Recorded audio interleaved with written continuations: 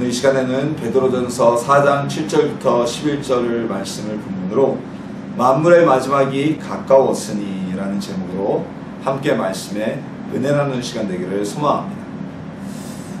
자, 어느덧 날이 추워지고요. 어쩌다 보니 2016년의 막바지에 우리가 다다르게 되었습니다. 그리고 연말이 되면 항상 하는 생각이 있죠. 정말 2016년 시작할 때가 엊그저께 같았는데 벌써 한 해의 마지막이 오게 되고, 그리고 연말이 되게 되면 항상 이렇게 느끼게 됩니다. 야, 올 한 해도 정말 빠르게 지나갔구나. 올 한 해 내가 이룬 것은 무엇일까? 또는 올 한 해 내가 부족한 것, 아쉬운 것은 무엇이었을까? 라고 한 해를 되돌아보는 시간을 연말이면 갖게 됩니다.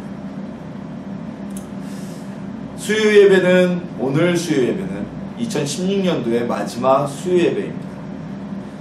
오늘은요, 올 한 해 마지막도 굉장히 중요하죠. 그렇지만 이거보다 더 중요한 우리 인생과 이 세상의 마지막에 이르기 전에 우리가 준비해야 될 것은 무엇인지 함께 나누는 시간 되기를 소망합니다. 그래서 한 해가 지난 뒤에 우리는 연말에 올 한 해의 부족함과 올 한 해에 이루지 못한 것들을 되돌아보고 정산하고 바꿀 수 있지만, 우리 인생의 마지막 때와 우리 이 세상의 마지막 때에는 우리가 그때 깨닫는다고 해서 바꿀 수가 없기 때문에 우리 오늘 말씀을 통해서 우리 인생과 이 세상의 마지막 때에 이르기 전에 우리가 준비해야 될 것들을 깨닫고 하나님 앞에 바로 서서 주께서 주시는 상급을 받아 누릴 수 있는 그런 준비를 하는 시간이 되기를 주님의 이름으로 소망합니다. 자, 만물의 마지막 때라고 오늘 본문에서 이야기하고 있죠. 만물의 마지막 때는 점점 가까워오고 있습니다. 사람이 태어나서 죽는 날이 다가오듯이 이 세상 역시 끝이 예정되어 있습니다. 요한계시록을 통해서 하나님께서는 이 세상을 심판하시고, 그리고 지금 있는 이 세상, 이 하늘과 땅이 사라지게 하시며 새 하늘과 새 땅이 도래할 것이라고 예언하여 주셨습니다. 말씀을, 미래를 알려주셨습니다. 그래서 이 세상은 이제 점점 끝을 향해 가고 있습니다. 더군다나 그 정점은 무엇이었냐면 바로 우리 예수님이 오시는 사건이었습니다. 즉 2000여 년 전에 예수님께서 이 땅에 태어나신 그때부터 세상은 멸망으로 가기 시작했던 겁니다. 왜냐하면 주님이 오셔가지고요, 주님이 오셔서 하늘나라로 승천되신 이후에 이제 예수님을 통한 이 세상의 심판이 선언되어지고 그날이 다가오고 있기 때문입니다. 세상의 이 멸망이라는 것은요, 우리가 재앙영화에서 보듯이 유성이 와서 지구를 파괴해서 또는 엄청난 지진이 있어서 때로는 빙하기가 도래해서 인류의 역사가 멈춰서는 것으로 끝나지 않습니다. 이 역사의 끝에는요, 예수님의 심판이 기다리고 있습니다. 요한계시록 20장에는 흰 보좌에 앉으신 예수님 앞에서 세상의 모든 인류, 이 땅에 태어났던 혹은 그때까지 살아있었던 모든 인류가 나와서 심판의 판결을 받는 모습이 그려져 있습니다. 단 한 명의 사람도, 이미 죽은 자들까지도 그 심판을 피하지 못하고 자신들의 행실에 따라 죄를 자복하고 죄가 있는 자는 영원한 심판의 불못으로 들어가게 되어 있습니다. 단 예수님을 구주로 영접하고 구원받은 우리들, 예수님 안에서 구주를, 예수님을 믿고 하나님으로부터 죄 사함의 은혜를 받은 우리들은 그 심판을 면제받는, 심판을 받지 않는 은혜를 얻게 됩니다. 왜냐하면 이미 우리는 하나님을 통하여 의롭다 칭함을 받았기 때문에, 죄에서 사면을 받았기 때문에 예수님의 심판을 받을 이유가 없게 되는 것입니다. 하지만 그렇지 못한 이들요, 교회는 다니지만 예수님을 믿지 않는 이들, 교회는 다니지만 회개하지 않는 자들, 믿음이 없는 자들, 용서받지 못한 이들, 그들은 불신자와 같이 그 심판을 면제받지 못합니다. 회개하지 못하는 자는 하나님께 의롭다 칭함을 받지 못하게 되고요, 그의 죄는 여전히 사면받지 못하고 남아있기에 그는 심판의 판결을 피해갈 수가 없습니다. 그렇기 때문에 오늘 본문에서는 마지막 때 우리 성도들이 대비할 것에 대해서 정신을 차리고 근신하여 기도하라고 말씀하고 있습니다. 정신을 차리고 근신하여, 근신이 뭡니까? 몸과 마음을 단정히 하는 것, 몸을 주의하는 것을 근신이라고 하죠. 우리가 정신과 몸을 정결하게 하고 근신하게 해서 기도하라. 왜 그럴까요? 바로 오늘날 우리가 살아가는 이 시대는, 이 세상은 사단 마귀가 우리를 우는 사자와 같이 타락시키려고 돌아다니고 있는 시대입니다. 더군다나 우리가 살아가고 있는 이 시대에는 그 어느 때보다 믿음을 갖고 예수님을 믿기가 쉽지 않은 시대입니다. 마음을 빼앗기기 쉬운 시대이기 때문에 우리는 기도해야만 합니다. 이 시대가 어떻습니까? 과학과 이성이 최우선시 되는 시대입니다. 모든 것들이 과학에 맞지 아니하면, 이성에 합리화되지 아니하면 그것은 사람들에게 거절되고 거부당하게 됩니다. 우리의 믿음이, 예수님을 믿는 믿음이 어려운 것은요, 요즘에 전도가 더 안 되는 것은요, 뭐 교회가 행실이 바르지 못하다 이런 것도 있지만, 사람들이 모든 걸 과학에 대비시킵니다. 이성에 대비시킵니다. 그러나 하나님이 하신 우리의 역사들, 성경에 기록된 기적들, 예수님의 부활, 이건 과학적으로 증명이 될 수 없는 신비잖아요. 과학적으로 증명되지 않는 일입니다. 이성적으로 합리화되지 않는 일입니다. 그렇기 때문에 사람들은 예수님을 영접하지도 못하고 받아들이지 못하게 되는 겁니다. 게다가 오늘날은 사상적으로도요, 포스트 모더니즘의 시대라고 그러죠. 무엇입니까? 바로 절대 진리가 없는 시대라는 겁니다. 모더니즘. 과거에는 우리나라 같은 경우는 유교가 조선시대의 절대 진리였습니다. 그 이전 고려시대에는 불교가 절대 진리였습니다. 그 전에 삼국시대에는 각각 가지고 있는 샤머니즘과 또는 토테니즘, 자신들이 가지고 있는 문화가 절대 진리였습니다. 서구 문명을 통한 현대화사회까지 돌아와도 19세기에는 산업혁명이 계몽주의 시대죠. 계몽주의 시대에는 계몽주의가 절대 진리였습니다. 하지만 오늘날은 포스트 모더니즘의 시대입니다. 이데올로기 시대도 아닙니다. 민주주의가 절대 진리도 아니고, 공산주의가 절대 진리도 아닙니다. 계몽주의가 절대 진리도 아니고, 기독교 신앙 역시, 믿음 역시 절대 진리가 아닙니다. 절대 진리라는 것은 존재하지 않는 것이 바로 오늘날 포스트 모더니즘 시대의 핵심적인 내용입니다. 근데 우리는 어떻습니까? 예수님을 믿는 것은 하나님만이 유일신이며 예수님만이 우리의 구원자라는 절대 진리를 믿는 겁니다. 그렇기에 우리가 전도를 하면 사람들은 절대 진리라는 것을 부인하고 받아들이지 않습니다. 또한 수많은 물질적인 세상적인 요소들이 교회 내에 침투하고 있습니다. 자, 교회 내에서조차 자본주의 경제 논리를 펼칩니다. 아이들에게 투자하는 것은 경제적인 이득이 없기 때문에 교회 학교에 대한 투자가 점점 약해집니다. 개척하는 것은 경제적으로 매우 심한 위험성을 가지고 있죠. 오늘날 교회 개척이라는 것은 레드오션 중에 레드오션입니다.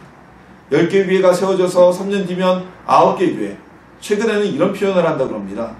100개 교회가 세워져서 3년 뒤면 95개의 교회가 문을 닫는다. 그렇게 교회 개척하지 마라. 지극히 자본주의 요소적인 논리입니다. 개척하는 어려운 것이니까 하지 말고, 또 우리 교회만이 성장하는 것이 최고다. 우리 교회만 큰 건물을 짓고 우리 교회의 성도가 늘어나서 사람들에게 자랑하는 것. 같은 개신교 안에서도 우리끼리 자랑하는 것에 대해서 자랑스럽게 여기는 시대입니다. 신앙적으로는 어떻습니까?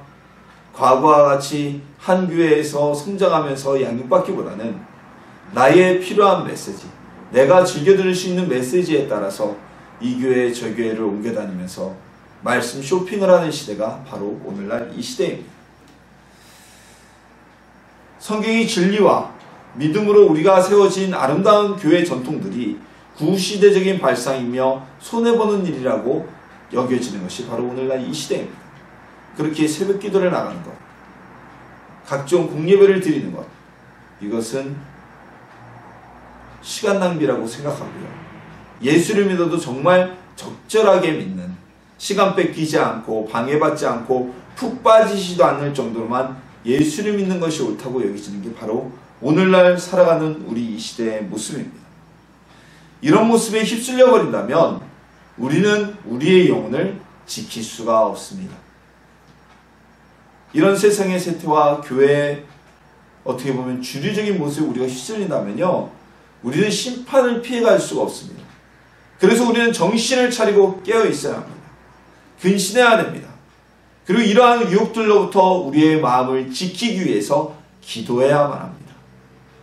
마음을 지키는 것은 우리의 힘으로 할 수가 없죠.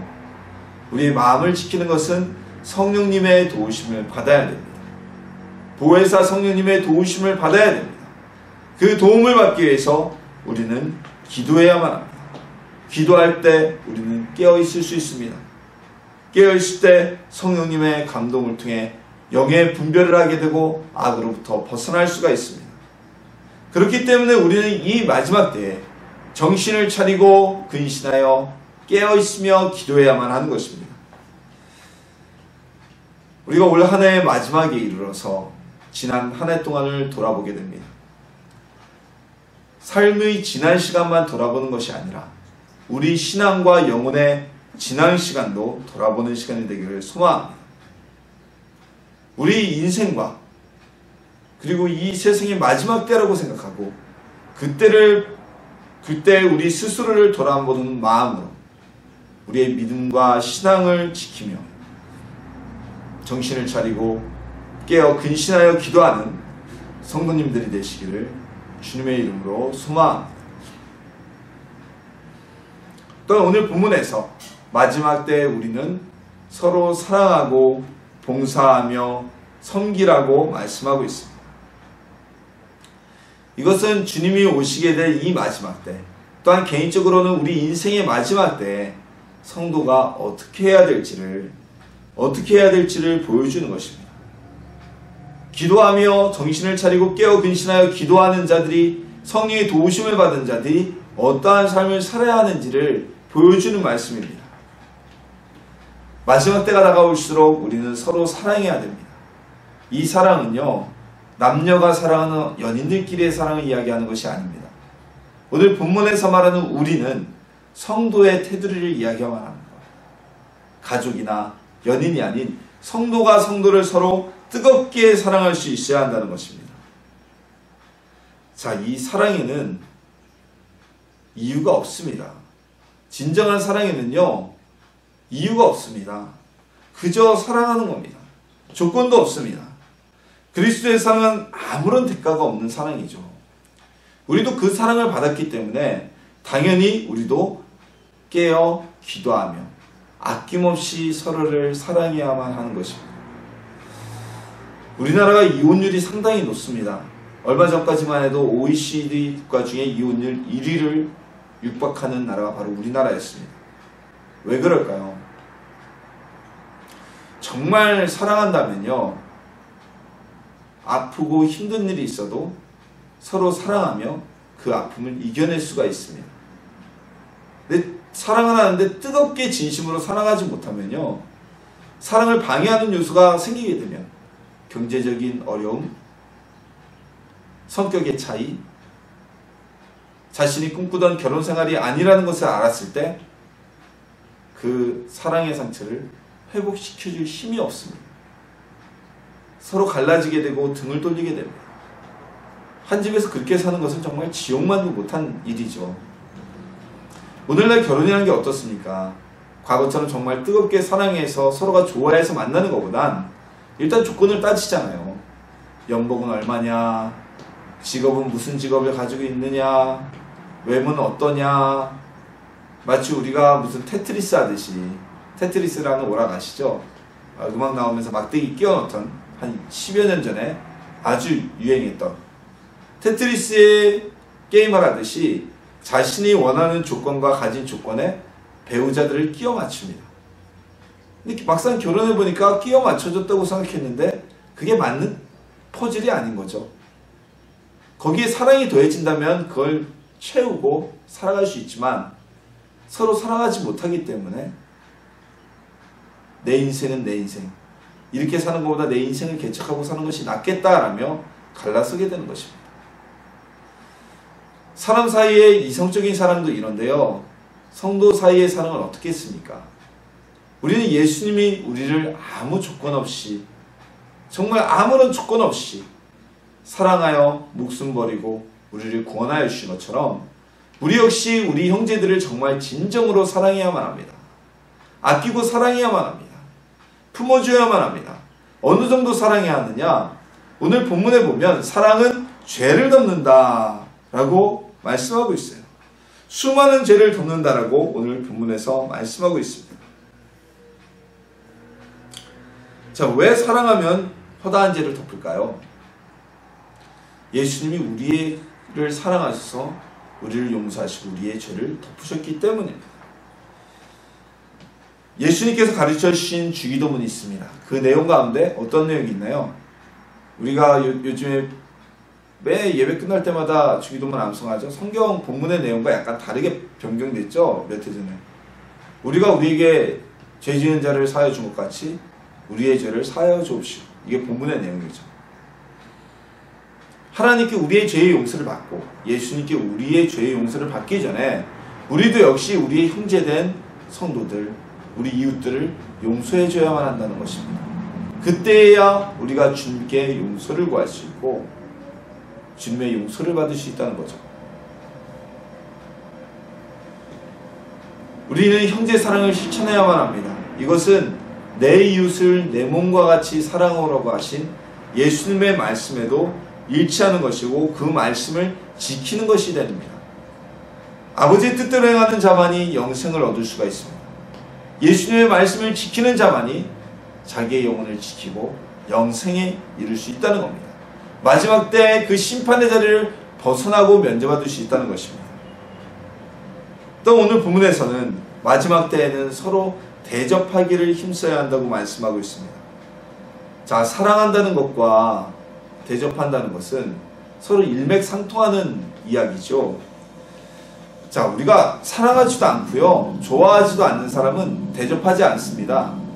그냥 물론 이제 로비 같은 건 할 수 있겠죠. 내가 필요한 것을 얻기 위해서 기업체에서 로비하기 위해서 접대를 하고 영업을 따기 위해서 접대하는 것처럼 그럴 수는 있겠지만, 사실상 내가 사랑이 없으면, 내가 이유가 없이 좋은 사람이 아니면 누가 그 사람에게 내 돈을 들여서 접대를 하고 내가 음식을 해서 대접을 하겠습니까?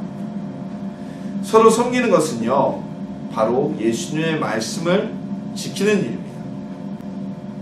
우리가 우리의 이웃을 내 몸과 같이 여긴다면 우리는 그들을 대접하겠죠. 그들을 대접하는 것이 곧 나를 대접하는 것이니까요. 작은 자 하나에게 한 것이 곧 내게 한 것이니라 라고 말씀하신 예수님의 이 비유처럼 우리가 우리의 이웃과 형제들, 성도들을 서로 섬기는 것은 바로 우리 예수님을 섬기는 것입니다. 내 것만 챙기는 이기적인 마음만 가지면요, 이웃을 섬길 수가 없습니다. 내 것을 먼저 챙기는 이기적인 마음보다는 내 이웃을 섬기고 우리 형제들을 섬기고 성도들을 섬길 때 그것이 바로 예수님이 우리에게 바라는 마음인 것입니다. 자, 여기서 중요한 것은요, 대접이라는 단어입니다. 대접. 성경에 대접이라고 되어 있죠. 자, 윗사람이 아랫사람을 위해 밥을 사고 또는 선물을 주는 것은 우리가 일반적으로 대접한다고 얘기하지 않습니다. 무엇이라고 표현합니까? 베풀다라는 단어를 쓰죠. 베품. 베품이라는 단어를 씁니다. 대접이라는 것은요, 나보다 윗사람을 섬기고 내가 존경하는 이를 섬기는 것을 대접한다는 것입니다. 그 대접받는 대상보다 내가 아래격에서 일하는 게 바로 대접입니다. 베품은 받는 대상보다 내가 더 위에 있는 것을 베품이라고 합니다. 자, 그러면 무슨 말씀입니까? 대접이라는 것은 아랫사람이 윗사람을 섬기는 모습입니다. 우리가 우리 이웃과 성도들과 형제들을 위해서 불평하지 말고 겸손한 마음으로 내가 그들보다 낮아지는 모습으로 대접할 때 마지막 때 우리는 우리의 영혼을 지킬 수 있게 될 것입니다. 불평하지 말고 겸손한 마음으로 힘써서 우리 성도님들 서로를 대접하는 하나님의 자녀들이 되시기를 주님의 이름으로 소망합니다. 또한 마지막 때에는 각각 받은 은사대로 선한 청지기와 같이 봉사하라고 말씀하고 있습니다. 각각 받은 은사대로. 자, 하나님께서는 우리 각 사람에게 은사를 주셨습니다. 이 은사라는 것은 카리스일 수도 있고요, 달란트일 수도 있습니다. 병 고치는 은사, 예언의 은사와 같이 정말 초자연적인 능력을 행하는 은사일 수도 있습니다.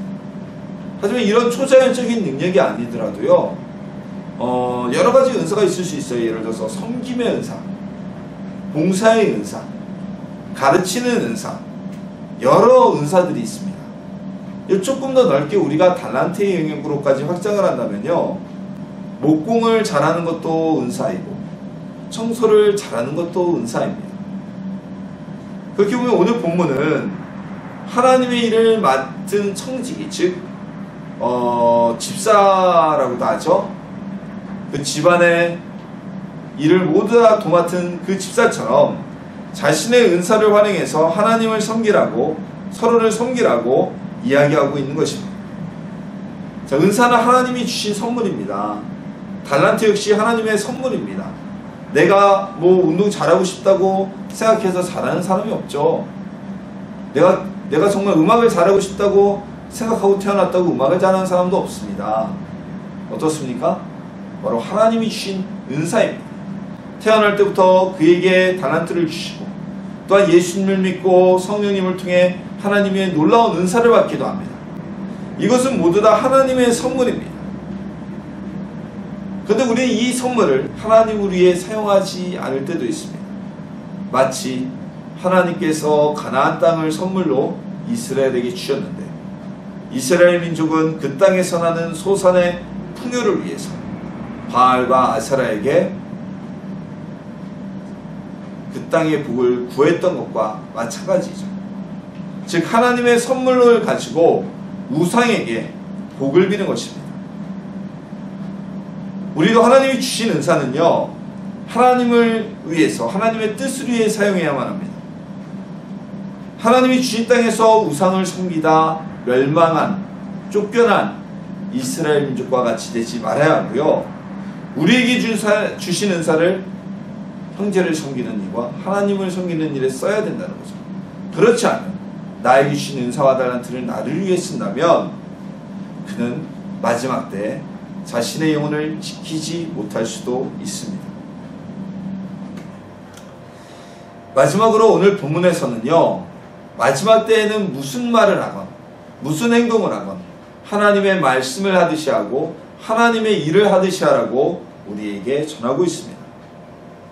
봉사하려면 내 힘과 능력과 재능으로 하는 것이 아니라 하나님이 주신 힘으로 하는 것처럼 하라고 말씀하고 있습니다. 이것은 마지막 때에 내 자랑이 아닌 하나님의 힘과 능력으로 일하는 것입니다. 그 이유는요, 우리가 행하는 모든 말과 봉사가 내 영광이 아닌 하나님의 영광이 되어야 하기 때문입니다. 자, 모세는요, 하나님을 직접 만나기도 했고요, 늘 하나님이 모세와 함께 하셔서 이스라엘 백성에 전할 이야기를 모세를 통해 대신하셨던, 하나님이 정말 사랑받던 사람이 바로 모세였습니다. 하지만 모세는요, 그가 그렇게 갈망하던 가나안 땅에 들어가지 못합니다. 그 이유는 간단합니다. 목이 말라 불평하는 이스라엘 백성에게 하나님은 반석에서 물이 나게 할 것을 말씀하셨고, 모세에게 가서 그대로 선언하면 물이 날 것이라고 말씀하셨습니다. 불평하는 이스라엘 백성의 모습에 분이 난 모세는 말로만 한 것이 아니라 지팡이로 반석을 내리칩니다. 이것은 마치 하나님이 그 반석을 갈라 물을 내신 것이 아니라 모세가 지팡이로 반석을 쳤기 때문에 물이 나온 것처럼 보이게 했던 것입니다. 즉 하나님의 영광보다는 모세의 분노로 인해서 모세가 지팡이로 바위를 친 그 행위가 더 부각이 되어버리고 만 것이죠. 그 한 가지 문제 때문에 모세는 자신이 40년 동안 고대하고 기다리던 가나안 땅에 들어가지 못하게 되었습니다. 우리 그리스도인들의 삶과 봉사는요, 예수님의 말씀처럼 왼손이 한 것을 오른손이 모를 정도로 조용하고 겸손하게 해야만 합니다. 자, 내가 봉사한 것이 드러나면요, 사람들은 그 봉사한 사람에게 찬사를 보내게 됩니다. 사람이라는 존재는 그 찬사를 듣게 되면 나도 모르게 어깨가 으쓱해지고 교만해지기 쉽습니다. 또 우리 그리스도인들의 말은 하나님의 말씀을 하는 것처럼 늘 거룩해야만 합니다. 자, 하나님, 예수님께서 욕설이나 어떤 저급한 말을 사용하지 않으시죠. 그런 것처럼 우리 역시도 거룩한 말을 사용해야만 합니다. 예수님을 믿는다고 하면서 음담패설을 입에 담고 살고 욕을 안 하면 말이 안 되고 그런 사람이 있다면 사람들이 누구를 욕하겠습니까? 정말 선하고 거룩하고 바른 삶을 사는 사람들을 보고 그들이 야, 역시 예수 믿는 사람이라 달라라는 말을 하는 것처럼 거룩하지 못한 행동과 말로 살아가는 이들에게 그런 성도가 있다면 세상 사람들은 예수 믿는다는 게 젖따위야 라고 말하게 될 겁니다. 오늘날 참 안타까운 이유 중에 하나가요, 우리 기독교는 회개의 종교지 않습니까? 기도를 하여서 죄 용서를 받는다는 게 우리 개신교의 핵심 주제이죠. 기독교 전체의 주제이죠. 가톨릭도 마찬가지고요. 근데 세상 사람들이 어떻게 오해하냐면요, 예수장이들은 교회 가서 회개만 하고 또 죄를 질 거라고, 그래서 천벌 안 받을 거라고 비꼬입니다. 이게 무슨 일입니까? 거룩한 삶을 살지 못하고 거룩한 말을 하지 못했기 때문입니다. 우리가 거룩한 말을 하고 무슨 일을 행하든지 하나님의 능력을 통해 행하는 것처럼 봉사한다면 사람들은 우리의 모습을 보고 하나님께 영광을 돌릴 것입니다. 역시 하나님 믿는 사람들은 달라. 그 말 한마디에 하나님의 영광이 담겨져 있잖아요. 자, 무슨 말을 하건 언제 어디서 무슨 일을 하건 어떠한 봉사를 하건 오직 하나님께서 말하듯이 하며 무슨 봉사와 일을 행하건 하나님의 주신 능력으로 행하듯이 행하는 저와 여러분이 되기를 소망합니다. 그래서 우리의 삶을 통해 하나님께서 영광 받으시게 하는 성도님들이 되시기를 예수님의 이름으로 소망합니다. 하나의 마지막은 참 중요합니다. 연말이라는 것이 우리에게 주어졌다는 것이 얼마나 큰 축복인지 모릅니다. 연말이 되면 우리는 지난 한 해를 돌아보게 됩니다. 그리고 우리의 부족함을 다시 한번 깨닫게 되고 다음해에는 그 부족함을 두 번 다시 같은 실수를 반복하지 않도록 다짐할 수 있는 시간이 주어집니다. 그것이 바로 올 연말에 우리에게 주는 유익입니다. 365일 만에 돌아오는 연말도 중요하지만 정말 중요한 것은 우리 인생의 마지막 또는 이 세상의 마지막 때입니다. 그때는 심판의 자리에 서서 지옥의 영벌로 들어가느냐 아니면 심판의 자리에 면제를 받느냐가 결정되어지는 순간이기 때문입니다. 예수님의 오심을 기점으로 인해서 이 세상은 멸망을 향해 치닫고 있습니다. 하루하루 세상의 멸망을 향해 시간은 다가오게 있습니다. 그 마지막 때, 즉 이 멸망의 시점에 우리는 정신을 차리고 깨어 근신하며 기도해야만 합니다. 믿음을 지켜야만 합니다. 성도 사이에 서로 사랑하며 서로의 죄와 허물을 덮어줄 수 있을 정도로 뜨겁게 사랑해야만 합니다. 서로 대접하며 섬기며 우리에게 주신 은사와 달란트를 하나님을 위해서 사용해야만 합니다. 우리의 말은 마치 하나님이 말씀하듯이 우리가 봉사할 때는 내 능력이 아닌 하나님의 공급하시는 능력을 하듯이 행해야만 합니다. 그래요, 우리의 모습을 통해 하나님이 영광을 받으셔야만 합니다. 우리는 영광의 자리로 들어가게 될 것입니다. 만물의 마지막은 점점 가까워지고 있습니다. 마지막 때에 깨어 기도하고 뜨겁게 사랑하며 서로 대접하기를 힘쓰고 무슨 일을 하든 하나님의 모습처럼 행하여서 이 마지막 때의 심판의 면제를 받는 영생을 누리는 하나님의 자녀들이 되시기를 예수님의 이름으로 축원합니다.